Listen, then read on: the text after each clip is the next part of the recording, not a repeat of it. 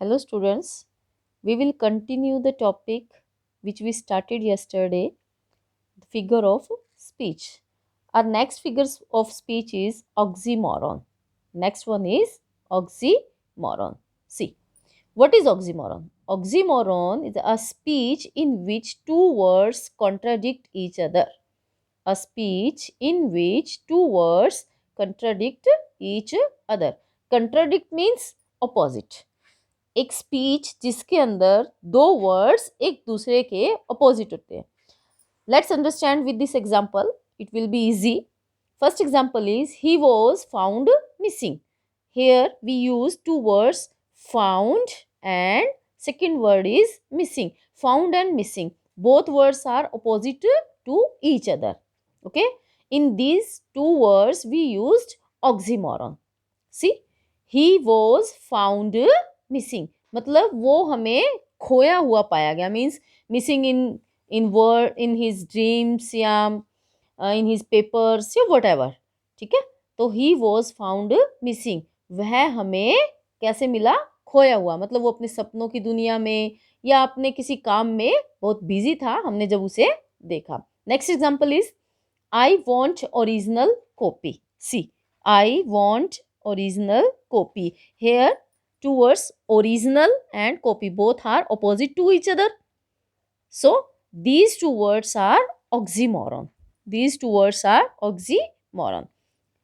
One more time, he was found missing, and another example is I want original copy. Here we can do another example. See, she is pretty ugly.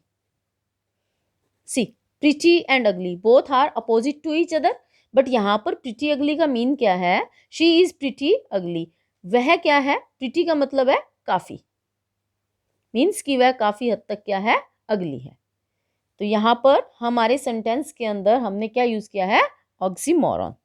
Next sentence is next figure of speech is pun. Pun, see, pun, it is a humorous play on words with multiple meaning. It is a humorous play on words with multiple meaning. Means एक word का to या to से ज़्यादा जब meaning निकलता है तो उस वर्ड को हम बोलते हैं पन. ये एक it is a sort of joke, you know. See, example देखिए, आपको अच्छे से क्लियर हो जाएगा. The horse is a stable animal. The horse is a stable animal. अब ये स्टेबल जो है इसके टू मीनिंग निकलते हैं. वन मीनिंग इज अस्तबल and second meaning is stable, जो बिल्कुल स्थिर होता है ना. तो यहाँ पर आप दोनों ही मीनिंग के साथ इस सेंटेंस को यू कैन रीड कि हॉर्स जो है अस्तबल में रहने वाला एनिमल है. मीन्स एक ऐसा एनिमल है विच लिव इन अस्तबल. या फिर आप ऐसे बोल सकते हैं जो हॉर्स है वो एक स्थिर एनिमल है, मतलब जल्दी से जिसको गुस्सा नहीं आता या हाइपर नहीं होता है. सेकेंड एग्जाम्पल देखिए एक बार. Fishes are smart because they live in school. School का मीनिंग क्या होता है स्टूडेंट्स? स्कूल के टू मीनिंग होते हैं. एक स्कूल जिसमें आप जाते हो पढ़ने के लिए. दूसरे स्कूल का मीनिंग होता है अ ग्रुप ऑफ फिशेज, क्योंकि फिशेज ऑलवेज किस में रहती है? ग्रुप में रहती है. तो हम क्या कह सकते हैं, यहाँ पर आप दो मीनिंग निकाल सकते हैं और दोनों ही फन वे में निकाल सकते हैं. वन मीनिंग जो है फन वे में निकल सकता है इसका. फिशेज आर स्मार्ट, फिशेज बहुत स्मार्ट होती है क्योंकि यहाँ पर एक्चुअली बोल क्या रहा है कि फिशेज हमेशा ग्रुप में रहती है. ठीक है, लेकिन आप स्कूल का मीनिंग सेकंड स्कूल जिसमें आप जाते हो जैसा कि आपके लिए है तो आप वो भी निकाल सकते हो. तो यहाँ पर क्या निकाला हमने? मीनिंग ऑफ पन. नेक्स्ट देखिए, you were right. You were right so I left. अब यहाँ पर दोनों ही वर्ड्स के दो मीनिंग निकलते हैं. एक मीनिंग तो आप निकाल सकते हो कि यू वर राइट, कि आप ठीक थे इसीलिए मैं चला गया. और सेकंड क्या निकाल सकते हो? You were right so I left, आप राइट साइड में थे इसीलिए मैं लेफ्ट में गया. ठीक है, तो यहाँ पर हमने एक ट्रिक खेली है with the words which is called pun. I think you got the point. Next figure of speech is alliteration. Next figure of speech is alliteration. See, it is the repetition of a series.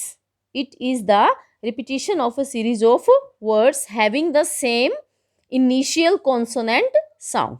जैसे आपने बोला देखा होगा टंग twist. टंग twist में क्या होता है, different words जो होते हैं, बहुत सारे वर्ड्स जो होते हैं वो रिपीट होते रहते हैं, वो हमारा क्या होता है, एलिट्रेशन की कैटेगरी में आता है. ठीक है. और जैसे पोएम्स होती है, बच्चों की राइमिंग पोएम्स होती है, इसके अंदर भी लास्ट में वर्ड्स जो है वो रिपीट होता है या राइम करता है, तो वो हमारा किस में आता है, एलिट्रेशन में आता है. एक एग्जाम्पल देखिए. The gentleman jumped in jubilation. The gentleman gentleman jumped and jubilation. Jubilation means खुशी. तो जेंटलमैन का जम्प्ड एंड जुबिलिएशन. ये जो वर्ड्स हैं हमारे रिपीट हो रहे हैं, एंड कॉन्सोनेंट के साथ जो है ये वर्ड रिपीट होते हैं, कॉन्सोनेंट साउंड के साथ इनिशियली जो होता है. ठीक है. एक एग्जांपल और देखिए. Feeling lazy he laid low in the lounge. Feeling lazy laid low and lounge यहाँ पर भी हमारा कॉन्सोनेंट साउंड क्या हो रहा है, रिपीट हो रहा है. तो जो साउंड कॉन्सोनेंट साउंड जब हमारा बार बार रिपीट होता है वो हमारा एलिट्रेशन फिगर ऑफ स्पीच में काउंट होता है. I think you got this point also. Our next point is paradox. आपने कई बार सुना होगा कि ये स्टेटमेंट काफी पैराडॉक्सिकल थी. पैराडॉक्स का मीनिंग क्या होता है, टू आइडियाज और स्टेटमेंट जो कि अपोजिट है. Here are two ideas, not two words. I am not talking about two words. मैंने जो टू वर्ड्स यूज किया था वो ऑक्सीमोरॉन में किया था. Found missing, original copy, natural acting, these are the example of oxymoron. ठीक है. तो पैराडॉक्स के अंदर क्या होता है, टू आइडियाज आपको मिलेंगे या टू स्टेटमेंट्स मिलेंगी जो कि एक दूसरे के क्या होगी, अपोजिट होंगी या कंट्राडिक्टरी होगी. ठीक है. एग्जाम्पल देखिए, अच्छे से क्लियर हो जाएगा. Water everywhere, not any drop to drink. देखिए इस सेंटेंस के अंदर वाटर एवरीवेयर की हर जगह पानी तो है, और नेक्स्ट क्या क्या बोल रहा है, not any drop to drink. अब पानी है लेकिन पीने के लिए एक बूंद भी नहीं है. ऐसी स्टेटमेंट को आप बोलते हैं पैराडॉक्सिकल स्टेटमेंट. नेक्स्ट इज देखिए. Next is death is the end yet the beginning. देखिए क्या बोल रहा है, death is the end. Death क्या है, एंड है, येट द बिगनिंग, और वो बिगनिंग भी है. जब किसी चीज का एंड होता है तो उसका साथ ही साथ क्या होता है, स्टार्ट भी होता है, नई चीज का स्टार्ट होता है. तो ऐसी स्टेटमेंट को आप बोलते हैं पैराडॉक्सिकल स्टेटमेंट. और पैराडॉक्स जो है, हम टू स्टेटमेंट्स को या टू आइडियाज को अपोजिट जो शो करते हैं वो पैराडॉक्स होता है. Keep in mind, if we use two opposite words that is oxymoron, and if we use two ideas and statement which are opposite to each other is called paradox. Okay students, let's end this video here and we will meet tomorrow. Bye.